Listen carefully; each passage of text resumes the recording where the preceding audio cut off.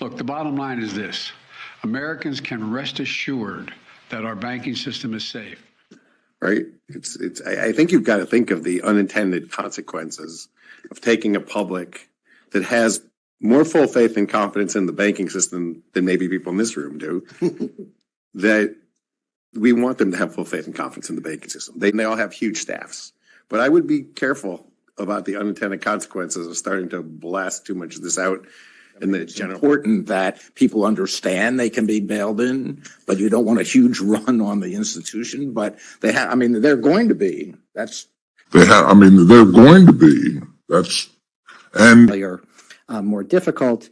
And then combine that with the fact that they're almost certainly going to fail due to a run on liquidity. That they're almost certainly going to fail due to a run on liquidity. I do want to go back to something Jay said about stabilizing statements. In my experience, they're not stabilizing. If you have to make a stabilizing statement, you're in real trouble. And I think that part of that means that there's a lot of pre-work that needs to be done such that those statements aren't seen as a reach. Because if they're seen as a reach, the market sniffs that out in 2 seconds and actually has the opposite impact.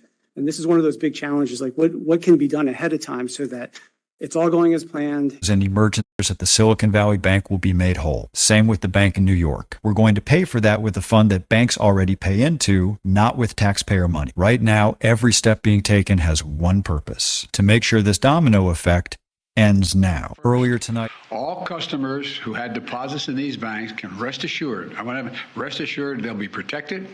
And look, the bottom line is this. Americans can rest assured that our banking system is safe. To focus on.